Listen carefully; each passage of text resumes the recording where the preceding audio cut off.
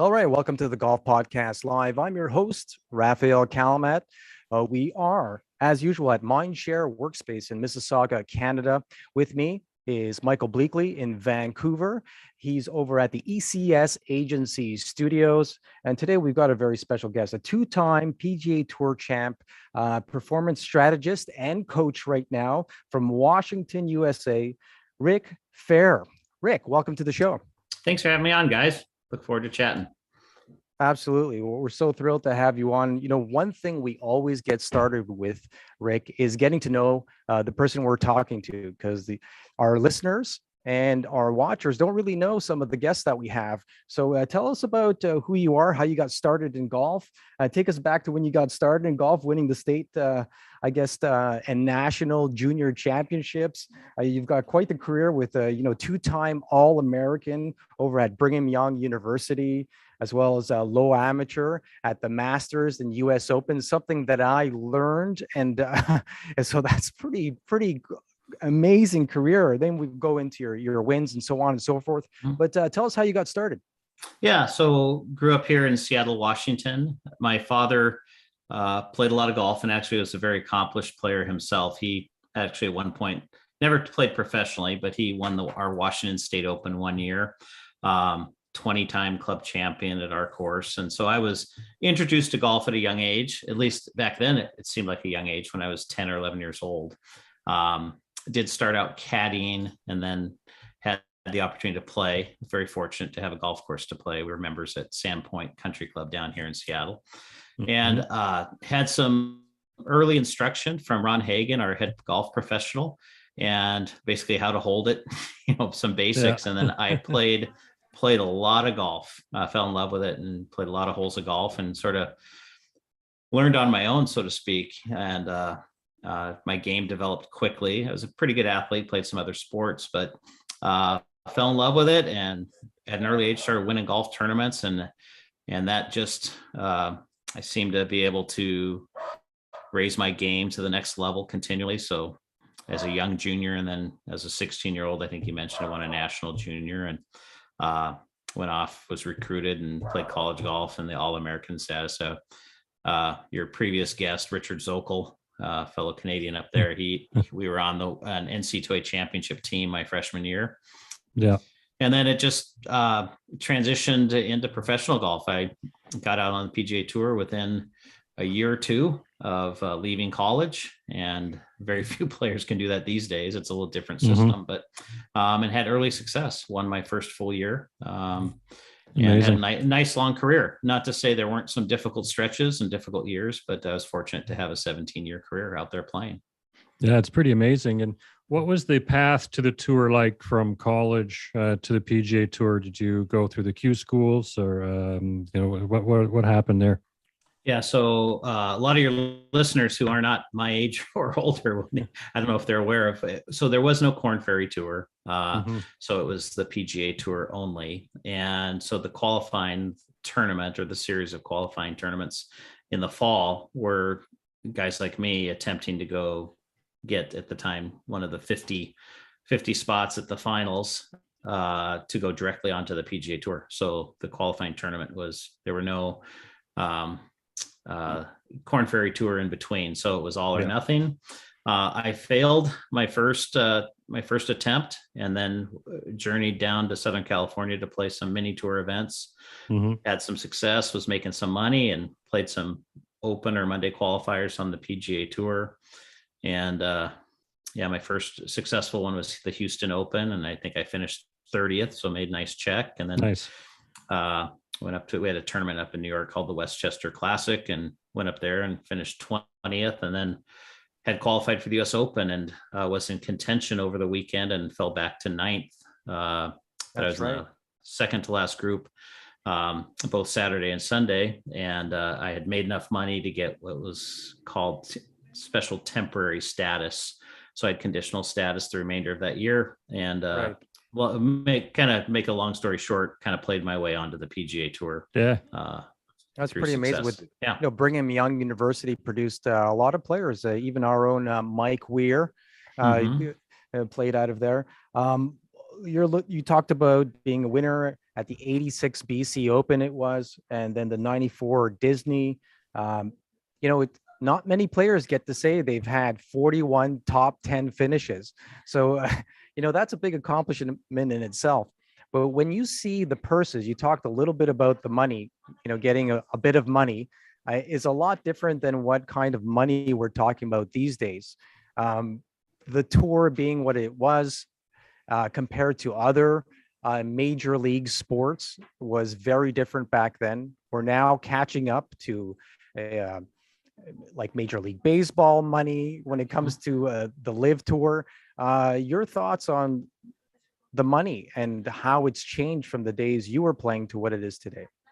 Yeah. So I have brief moments of jealousy or envy, right? But I don't think I'm bitter. Right.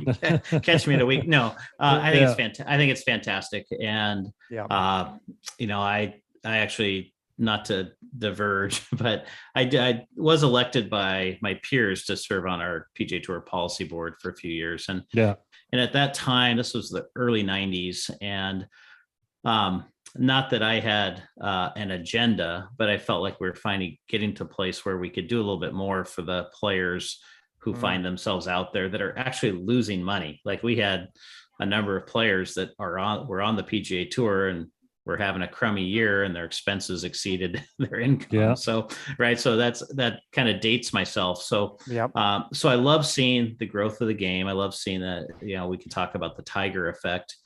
Certainly that elevated the interest in the game and brought in a lot of corporate dollars and a little better TV ratings. But the sport became popular even before Tiger. Michael Jordan famously is the top athlete in the world, but potentially, he couldn't wait to get out on the golf course. So it's sort of mainstream golf, made golf more popular and accepted among people groups other than just us, country clubbers. So anyway, and then gosh, it's an exciting sport. It's obviously changed a lot. Bigger, stronger, better trained athletes are playing the game. Sure, technology has had an effect as well, but it's in a really good place. And I'm sure we'll chat about Live at some point, but I think that I know when I was very involved with the tour, as a board member and player advisory council, that certainly the corporate world loved the fact that the athletes in golf had to go earn it. There was sort of this definitely pure, eat what you kill. Yeah, exactly. And so certainly there's always been those endorsement dollars, right? That has been the safety net. I did spend 8 years as an agent, so I'm very familiar with that as well. But a lot of players have a very, very comfortable amount of money coming in before they tee it up, so they're really truly not starting at zero. But certainly Live now has absolutely changed the game, right? 100%. I get asked about that a lot, and we all have our opinions, but anyway, I think it's great that the top athletes in our sport are earning a lot more money. Obviously the women's game still has some catching up to do, but no, it's a good time for professional golfers. Definitely. If you were Jay Monahan, how would you have treaded differently than current, instead of putting up the wall against Live and not taking Greg's call? Might you have applied a different strategy, knowing that a competitor was coming onto the field? I rarely get caught without a strong opinion. This one, because I honestly don't think I know enough. I do feel like there's an awful lot that maybe none of us have heard, because certainly a lot of PGA Tour officials simply, I'm sure there's a gag order on them by attorneys and lawyers. So I, without the main characters that sort of got this going, aren't, for those that have spent much time around them, it's kind of a match made in heaven, quite frankly. The Saudi money and Greg Norman. And so I understand that there's an audience out there that wants something different than the typical DP World Tour or PGA Tour product. maybe something a little bit different. But I think it's very difficult in any industry when you have somebody come in with endless resources that wants to disrupt and take over. I would say this for maybe your listening audience. There's, an independent contractor, there were players that were interchanging that expression with free agent. And, certainly when you're part of a member organization, that doesn't mean you can do whatever the heck you want. So I think that this contention say, they want, the live player wants all the good stuff that comes with the live tour, whether it be guaranteed money and whatever else.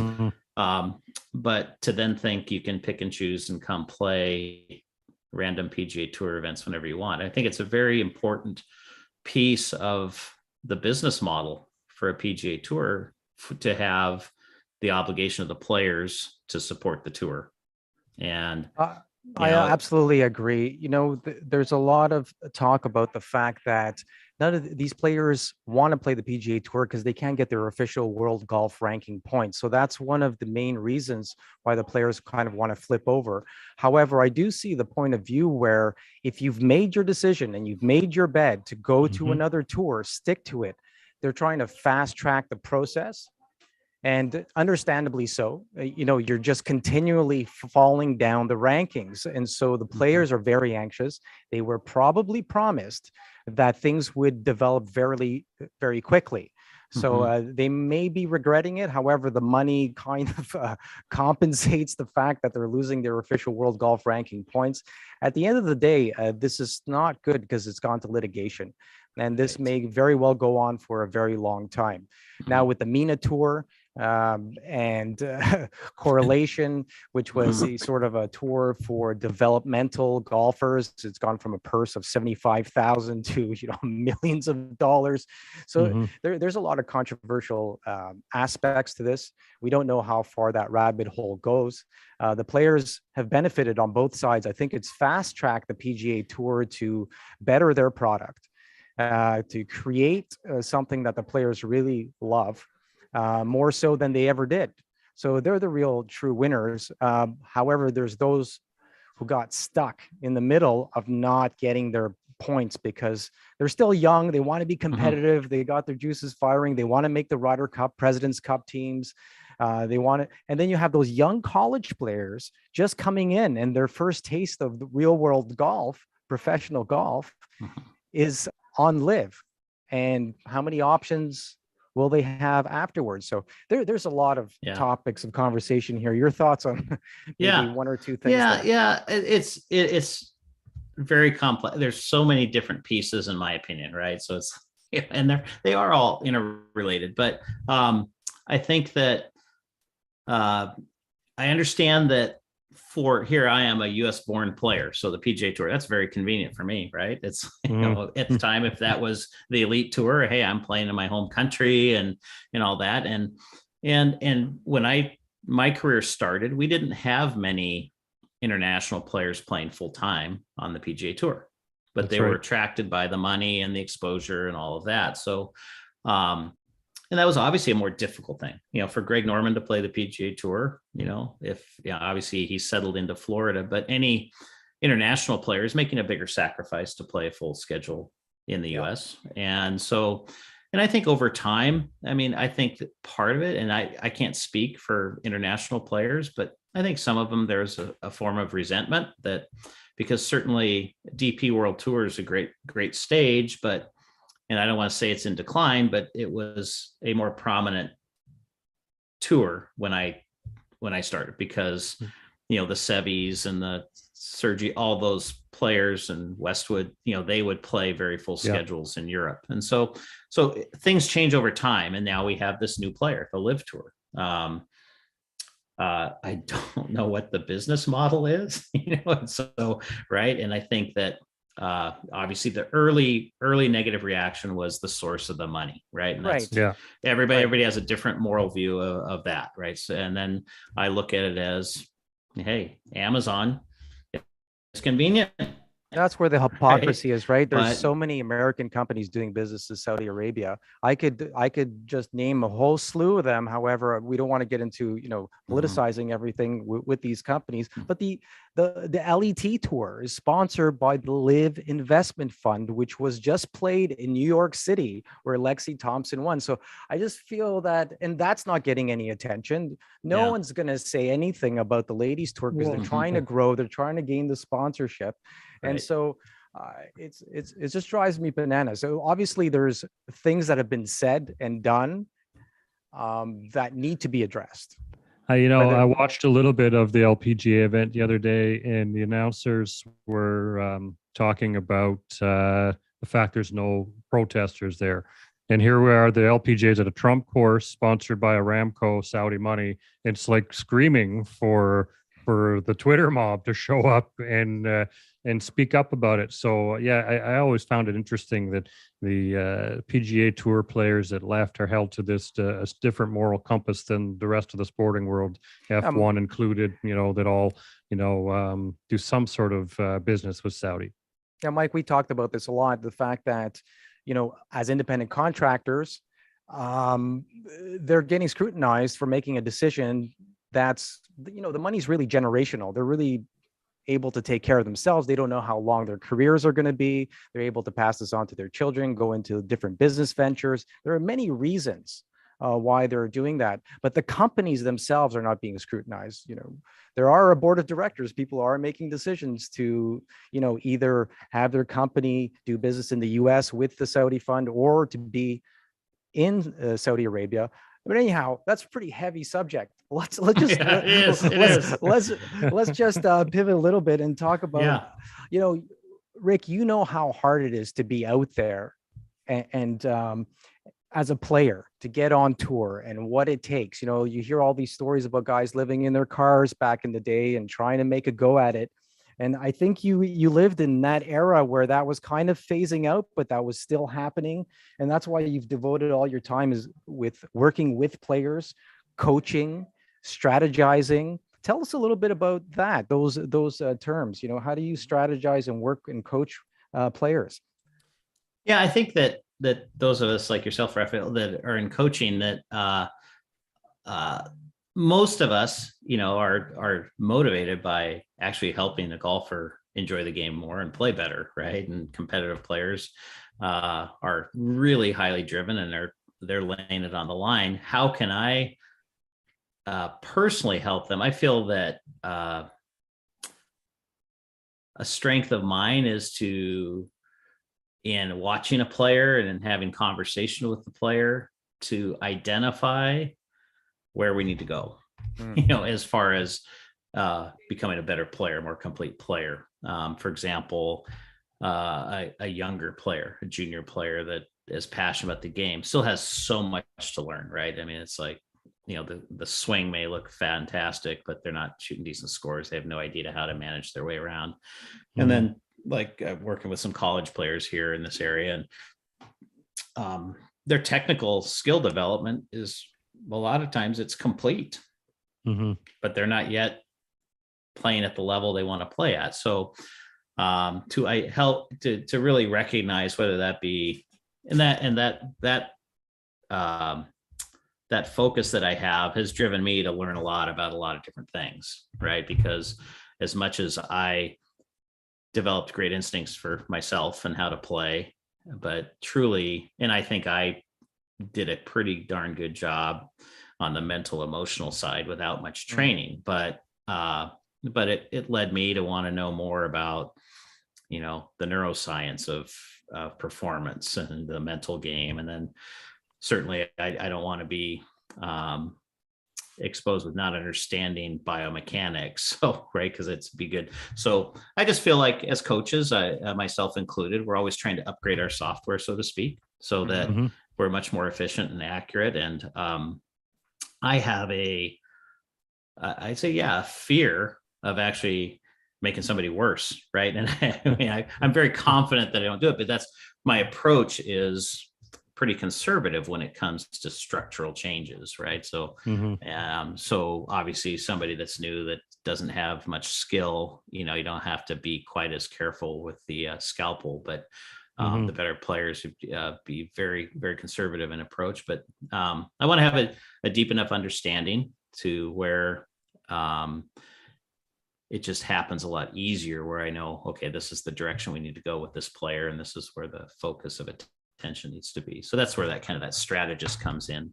And then, we still, even though we've got, 8 million perfect swings on Instagram, the question is, okay, which one of those is actually going to win golf tournaments and why? Right. So, that's a very deep, multi-layered question. I was, Rick, go ahead, Mike. I played Shaughnessy Golf Club the other day. I got a lucky invite, and they on the range have a TrackMan unit. So any of the members just simply needs to download the TrackMan app, and then they've got use of the club's machine and access to their data. So and then now jumping into the availability of launch monitors for as low as a few $100, you can buy launch monitors and all kinds of technology nowadays. Do you think the amateur golfer should be investing in this type of tool, or what are your thoughts on the data? And is it too much for them, or should they be consulting with a pro like yourself to decipher the data with them? Loaded question. Depends. I work with some folks that are just, they get it, right? Others definitely, myself included, I'm sure, would drift off into a direction that I don't need to be headed. Correct. And so certainly I tell people that the technology piece that's super valuable for everyone. Now, there's a little asterisk or side note here is, unfortunately, most practice facilities, the balls you're hitting aren't very good quality. That's right. I happen to be at a facility where our practice balls are Pro V1Xs. So that's if nice.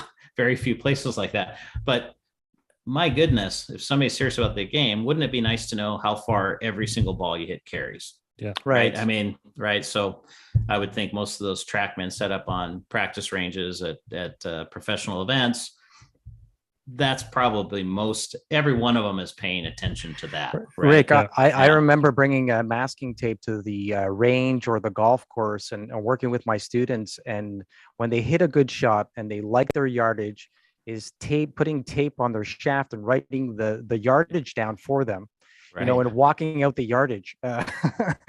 Now with the rangefinders and the technology, you get the immediate response. Yeah. But I too am afraid to get too complicated with the technology. Even though I use the V1 and I use the TrackMan, you stick with the basics for beginners: grip, stance, posture, ball position, alignment. Couple of simple drills, get better, then put them on V1. Let them see themselves, because if you start off with that, some people just it's too much information. Yeah. It's just I would even go to I have had plenty of students where it's like, I don't want them to see their swing because right. And I know the model there. I use V1 and I use Coach now. I use all these different apps, but it's like, but that if you give them they can obviously video their own swings within or outside of an app, but they will be focused on something that you or I might think is not important.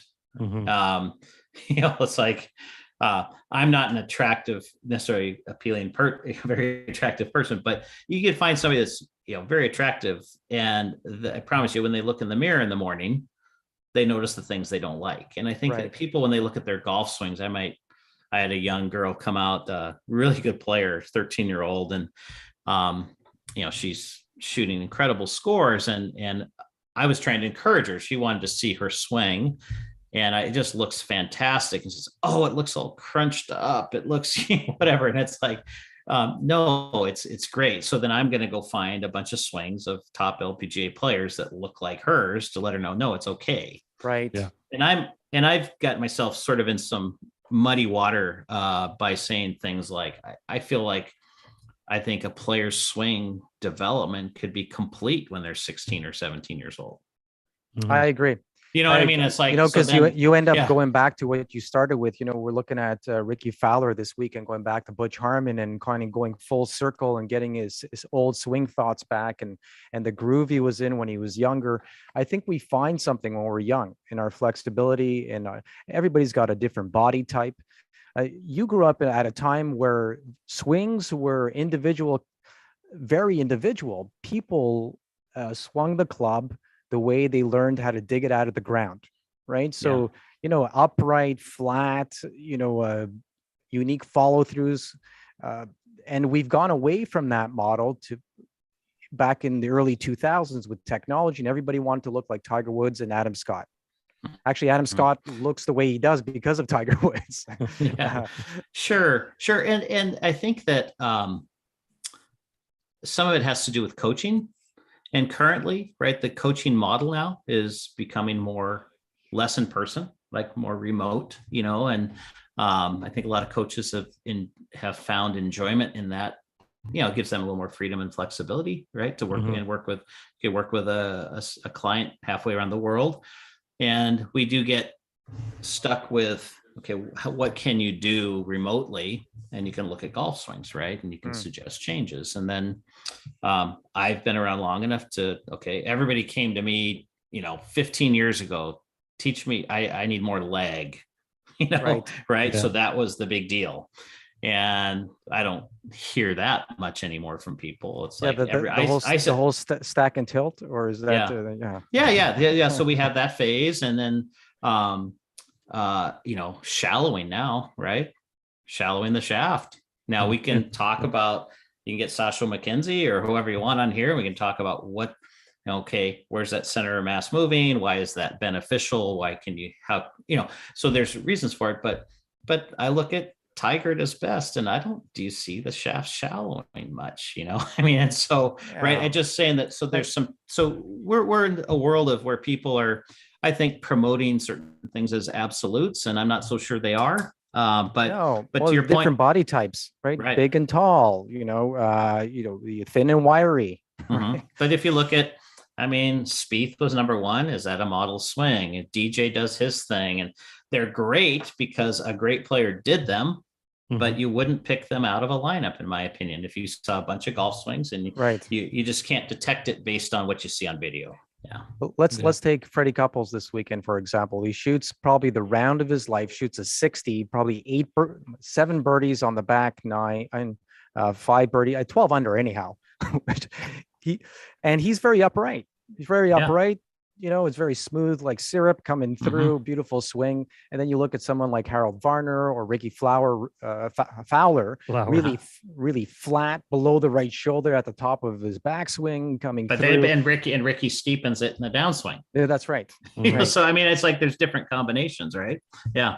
Yeah. And it comes down to being repeatable. And these all these players have a unique move, but they can repeat it under pressure.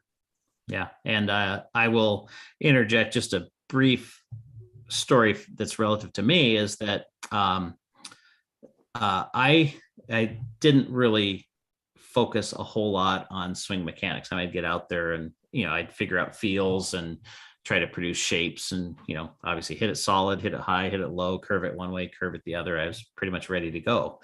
I went through kind of my first, let's call it a slump, but a few months of missing most of the cuts, and got a little concerned about my ball striking, and went and saw a new instructor. And that instructor one day would become PGA National Teacher of the Year. But, and he's phenomenal, but I would leave each lesson with a list of 5 or 6 things to work on. Right. And we worked on changing wrist position at the top.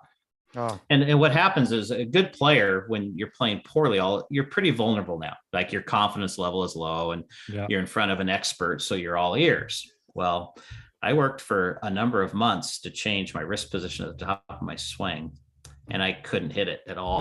Right. So, so I understand why now. Right. And also we can't process 5 or 6 things at a time. So there were all these, right. So well-intentioned. Especially Rick, if you weren't thinking about it, Right. they're telling you to, cup it at the top or keep it Yeah. flat like Ben Hogan or something. Yeah. So even if that's somehow a better position at the top, and I would argue it doesn't really matter. Both That's work right.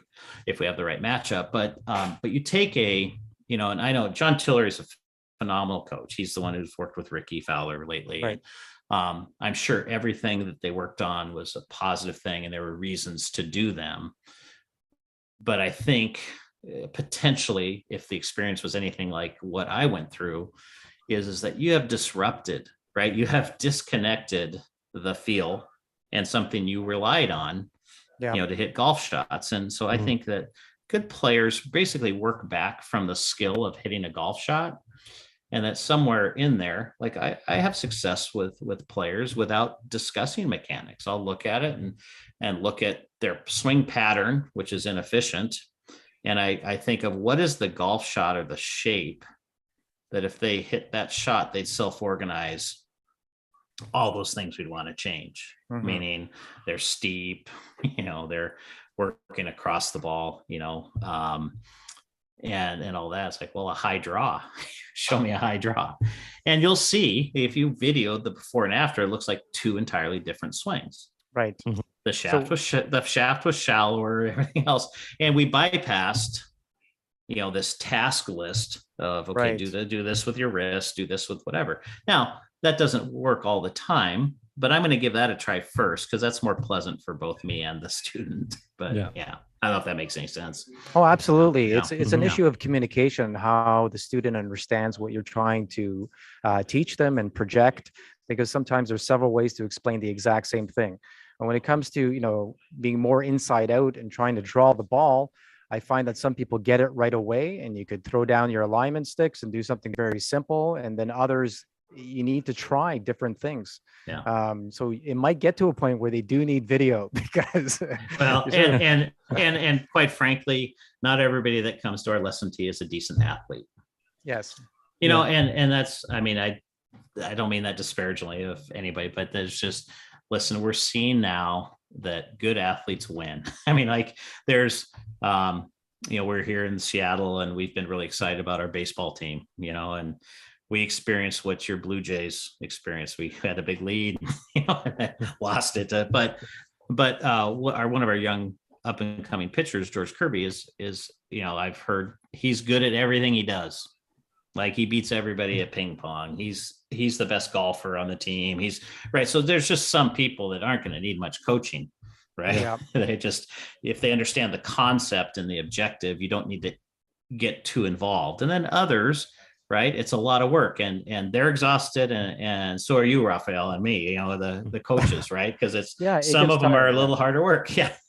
Exactly. Yeah. Well, but go ahead, Mike. Yeah, I was just going to say, I'm not a coach, but I've had quite a few in my amateur golf career and some great and whatnot. But the ones I had the most success with, Oliver Tubb, for example, we worked on alignment and setup, and then he showed me how to modify my alignment to for the ball flight that I was intending to use on an approach or tee, and that was amazing. Like no swing. He looked at me. He's like, "You got the shots." And Rick, I'm between 5 and 2.5 cap wise on any given point of a year. And it was just get back to this. And then we went out onto the golf course because I did find myself in a slump. So another lesson, and he was, again, comes back to alignment and my subconscious, steering me away from hazards, with whether it be water left and all of a sudden I'm chickening out right. And he's like, you get better at that. On the golf course is going to be the path for me to score better in tournament play. And that was one of the best things that I've learned. And it was nothing to do with swing. And, by these corrections on setup were reducing the over the top movement that I might have been fighting from poor setup. So I thought that was amazing. Right. And I think that's coaching that either from experience or I think the best coaches have very, very strong critical thinking skills. you know, and we need to have a knowledge or an understanding base, right, to tap into, right, when we evaluate the struggles of a golfer or how we improve. And along those lines about the non-golf swing work, you know, that Oliver kind of led you through, kind of pre-flight, so to speak. It might be setup, alignment, and that. And also just what's happening upstairs, right? Because no movement happens without the brain, right? So that's why I'm curious. I've spent the last few years, that's been my area of study, trying to figure that out, because I recognize the importance of it. And so I went through and got training through Rick Sessinghouse's program, Flow Code Golf. And he and I connected during the pandemic via Zoom. And of course, Colin Morikawa's coach. And then I've run across, haven't met him yet, but a gentleman by the name of Dr. Izzy Justice. And he's out of North Carolina. He works with some tour players, and I'll try to make this share story really brief. He shared this on another podcast, but he's out working with a PGA Tour player. He's at some event, and he watches his player play a round of golf, tournament round, maybe a Friday round or something. And one of the other players in the group was playing just a phenomenal round of golf, just beautiful, all the way back down to the 18th tee. And the player just hit a horrible flare out to the right, out of play. And anyway, poor finish. I don't know if he made double or whatever. And that said player then signs a scorecard and heads to the practice area and hits drivers for 2 hours, and, you know, trying to solve it and whatever. And I guess Dr. Justice knows this player well enough that when the player was coming off the range, Dr. Justice asked him, "So do you mind, hey, you played a beautiful round of golf. That was a pleasure to watch. Do you mind me asking what you were thinking on the 18th tee?" And the player said, "Gosh, it's a hole I'm just not comfortable on. And I guess my last thought was don't hit it left." And Dr. Justice says, "Well, with all due respect, I think you just wasted 2 hours of your time." Right. Right. Because it was not a swing issue. Right. So that's where, you know, as coaches, I always try to add tools to my toolbox so that, right. It's like, and I get that we need to have on television, you're going to have a post-swing analysis, you know, and some experts. Well, all the stats now are just incredible. You know, you come up with the thousands of different, you know, greens in regulation, you know, putts per round and things of that nature, and then just breaking everything down. I wanted to jump into something different. I wanted to talk about maybe a funny or embarrassing story that you may have had. I know you played as low amateur at the Masters and at the US Open. Do you remember who you were paired with? Are there any stories there? Or maybe winning the 86 BC Open or 94 Disney? Well, I don't think you want too many stories. Probably the one that I typically share. So my first Masters, I was actually able to play twice as an amateur. And so I believe the first one was 1983. I was paired with, so the amateurs back then, I think it might still be a tradition, is the amateurs would get paired with a past champion. And I was paired with a gentleman by the name of Doug Ford. Now I think he won the 1957 Masters or something. So, so at the time I played with him, I think he was in his 60s or something. And it was phenomenal. I think he shot 77 or 76 or something, which was a great round. But so my first hole as an amateur, so I took advantage and I stayed in the Crow's Nest, which is the dormitory rooms in the top of the clubhouse. So I got the full experience. I think I got there on Sunday sometime. So I had multiple practice rounds and, you know, leave it on the grounds, getting the full experience. Well, it's Thursday afternoon, I think it was. And finally it's time for me to wander from the putting green to the first tee. And boy, all of a sudden I got overwhelmed with the nerves. Right. And I had never felt those at that level. I mean, obviously I played a lot of big tournaments, but even to the point when they called me the tee, now on the tee from Seattle, Washington, Rick Fehr or whatever they said.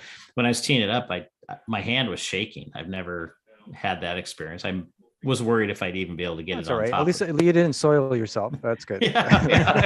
So I managed to get the ball to stay on the tee and got up there, and the swing was a blur. and I had plenty of bad thoughts going through my head, but I hit it right smack in the center. Aging myself, it was a wooden headed driver, but just crushed it down the left side of the fairway. But it adrenaline, I hit it 30 yards further than I did in the practice rounds, to where it actually scampered through the small tree line at the time and into the ninth fairway. So hit it too far on my intended line, and got up there, and actually, this is back 40 years ago, the trees were short enough that I was able to just hit a 9-iron up over the tree to the green, and landed 15 feet from the hole, and it trickled back off onto the fringe. So I'm super relieved now, right? The initial pressure's off, and I get a simple 2-putt. And as I'm walking up to the green, about 50 yards away, and this the patrons in the stands behind the first green all are starting to, there's a lot of commotion, and there was laughing and the whole thing. And I look up, and there's a huge black Labrador dog running through the front bunker, making a huge mess. Right. And so it's kind of probably half chuckled myself until the dog came out of the bunker and just kind of froze on all fours looking at my ball. And sure enough, the dog took off, and only as a dog could, without even slowing down, grabbed my ball in his mouth and took off. So what's the ruling on that? Yeah, very good. I had a pretty good idea, but I wasn't so confident to not have to call for an official. So here I am trying to get through this first hole, and now I've got to slow play down and call for an official. And sure enough, you have to drop it because it's off the green. Otherwise, you'd be able to place the ball on the green, and drop it, and it rolls 1 3/4 club lengths down the hill off the green. And anyway, I managed to chip it up close and to get par. But so that was kind of a unique experience. And that's awesome. Yeah. And then, the US Open, I got paired with John Mahaffey and Fuzzy Zeller, and that's the year Fuzzy ended up winning. And a lot of good memories. Yeah, a lot of good memories. Yeah. Yeah. And as it turns out, when I won in 1994, I battled down the stretch with Fuzzy and Craig Stadler. So those guys were at the tail end of their career in 94. But there are a lot of neat experiences, and a lot of good friendships were formed over all those years. How does it feel to see, couples out there shooting what he's shooting at his age right now? It's pretty incredible. You got guys like Bernhard Langer. The Champions Tour has grown into something that I don't think we ever expected, getting a little bit more coverage, really great players, a lot of camaraderie out there, all the experience. Some of our best conversations are with, Champions Tour players, just because there's so many stories out there, and it's ongoing.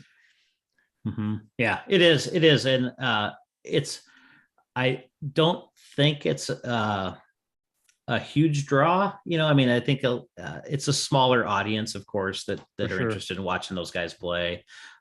It's a neat experience for the amateurs that play on Wednesday and Thursday with the guys, and it's a good corporate engagement piece.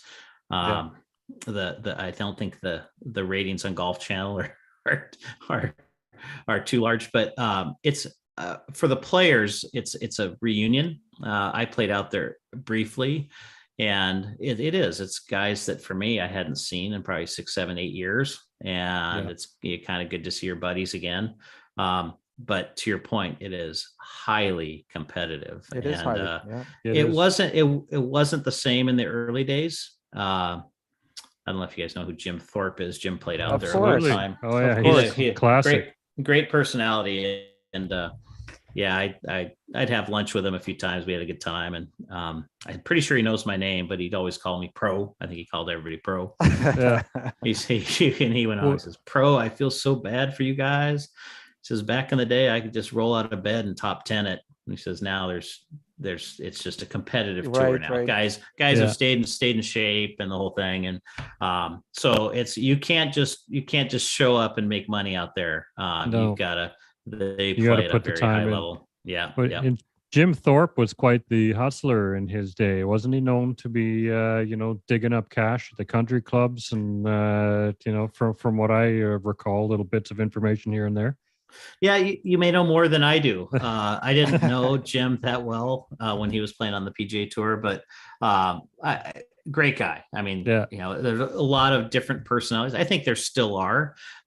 They're just a little more clouded behind, entourages. But back in the day, there were quite a few characters playing golf.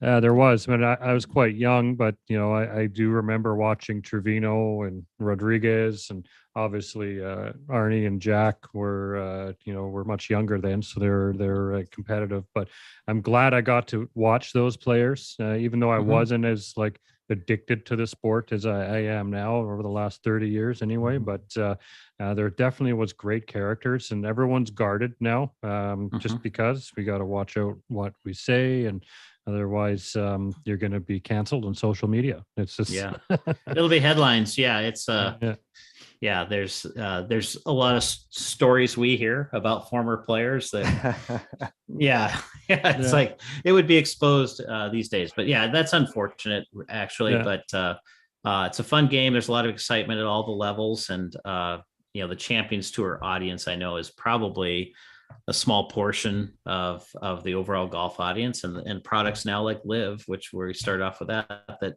something that it is quite a bit different. That seems like more younger fans are more interested in something like that. And but it's exciting that you guys have a place to go, being able to stay competitive, keep those juices flowing, and then giving the opportunity for players like Alker and Labritz, who never really played out on tour, had the responsibility of being a director of golf or a PGA instructor, such as yourself.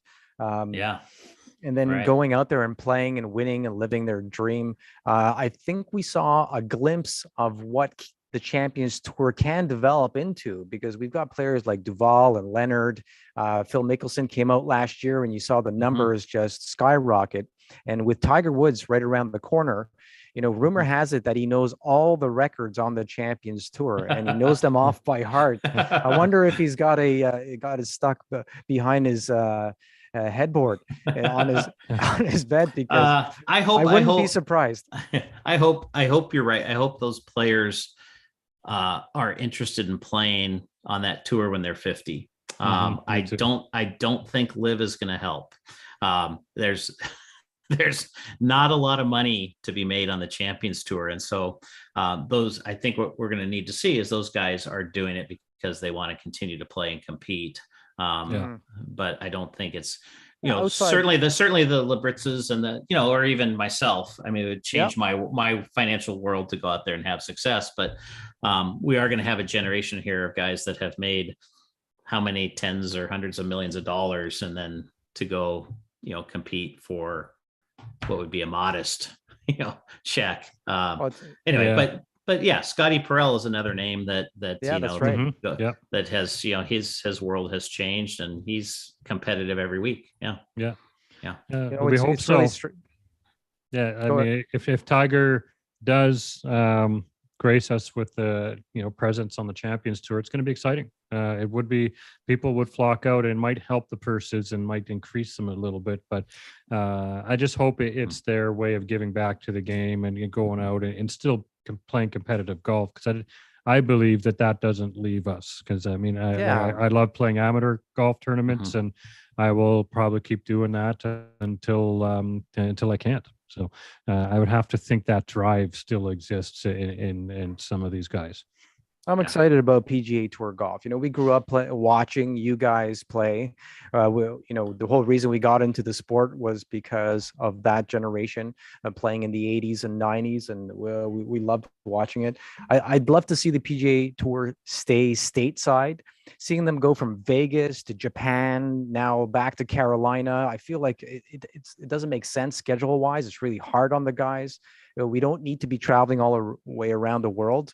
Live being a global tour, they could do that, but I'd like to see them dial back and go back to the roots of the United States, with so many amazing golf courses and facilities and sponsors.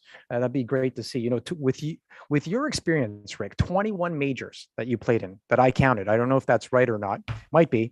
That T9 at the U.S. Open. Tell us what you remember from that, the pairings that you had, and where that was at. Yeah. So Oakland Hills, outside of Detroit.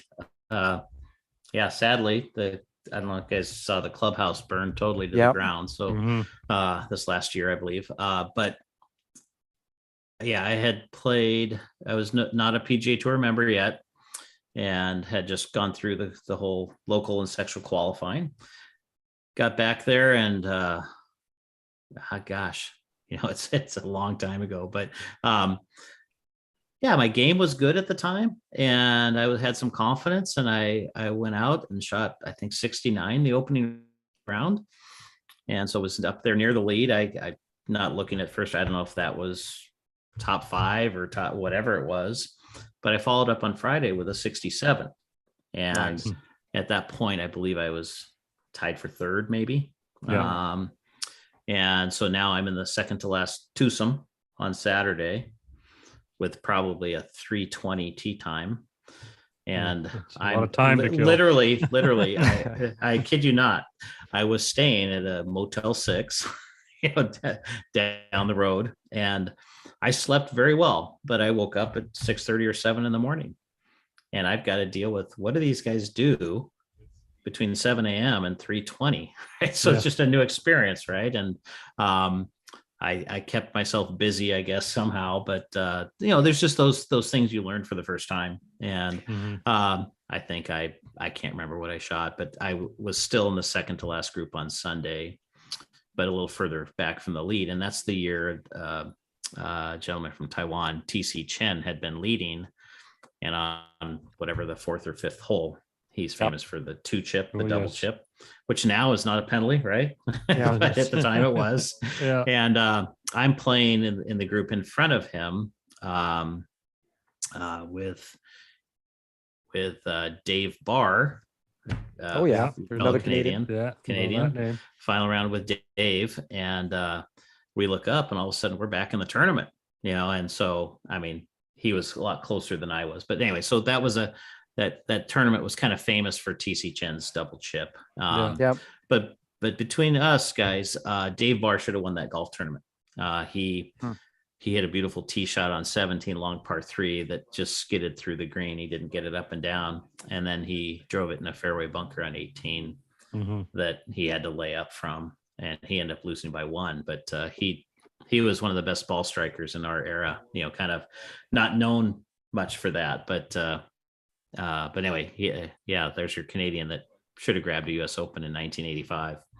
Yeah. I think I fell back to T9, but it did, even though that was disappointing, it did a lot of good things for me. It kind of launched my PGA Tour career. Definitely. You also had Incredible. 9 second place finishes too, which is pretty remarkable. Is there one of those that really irks you that you didn't seal the deal on in particular? Well, and 0-4 in playoffs. So I'll have to hire consultants for players I work with that are trying to figure out how to win playoffs. But yeah, I'm trying to think of those that. Sorry, guys. Yeah. I'd say, gosh, where did I have one in hand that I let go? I really didn't. Of any of those seconds, I didn't really spoil it coming down the stretch. I'd say the Hartford tournament, I had a beautiful second shot in on 18 and had about a 10 or 12 footer to win the darn thing. And we all know that the make rate on 10 to 12 footers, not 80%, but I felt like as we think. I felt like I should have made it. I had my chance, and then ended up in a 3-way playoff and with Corey Pavin and Billy Ray Brown. But anyway, I had a lot of close calls. Some of those seconds might've been, a few shots back, but I had certainly, 4 of them that I was tied for the lead and lost in playoffs. But I felt like my career was, let's call it a moderately successful career on tour. 100%. But 100%. You know what? You guys don't get enough credit. It's not all about winning tournaments. Just staying out there and having 17-year career is incredible. In addition to that, you're still working in the business, or I don't know if you're still at Aldarra Golf Club. Yes. Yeah. And it's a beautiful golf club, by the way. I had a look online. Is it a private facility? Public? It is private. Yeah. It's it's, rankings are what they are, but it's ranked as the number one, private course in the state. And Okay. it holds up to, it's very difficult. It's a challenging Tom Fazio course, and it's maintained consistently with firm and fast conditions. So sounds awesome. yeah, it's difficult. It's difficult. Cameron Davis, who PGA Tour player, is a member at our club, and we've had other tour players that live in the area that played out there. Cameron Davis recently, this last summer, shot 59 from all the way back, which wow, I can't even imagine it. It's these guys, the top players these days, can really golf their ball, so to speak. We had the Pac-12 men's golf championship. We hosted that last April, and the course held up very well to those guys. I think 8 under, 1 individually, and it's a challenge. It's but it's not the same thing. Not fun for poor golfers, right? So it's So some enjoy, some have a hard time. That's a great spot. Well, you've been recognized by Golf Digest as one of the greatest teachers in the Washington area. I hope if you're listening or watching this, we're talking to Rick Fehr. Make sure you get in touch with him. You can go to your website. Can you give us a couple of places where people get in touch with you? I guess your website or on social media. Yeah, if last name's Fehr, F-E-H-R, kind of odd spelling. So Fehr Golf. So that's my handle on Twitter and Instagram. And that's if you go to fehrgolf.com, that's my website.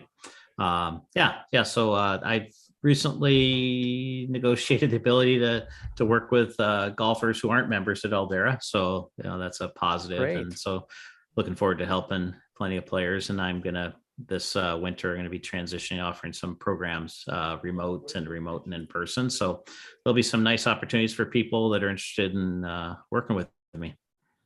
Fantastic. No, we're really thrilled to have you on. Thanks for coming on, and don't sell yourself short. What a great career. That's why we've got you on. We do our research. We get guys on who never get the credit that they deserve. Remember, any player that's gone in the top 50 in official world golf rankings, I think you ranked 45th at one point. And so that's pretty incredible. I think that's incredible. And congratulations on a great career. Make sure to check out rickfehr.com, and you could follow him on social media.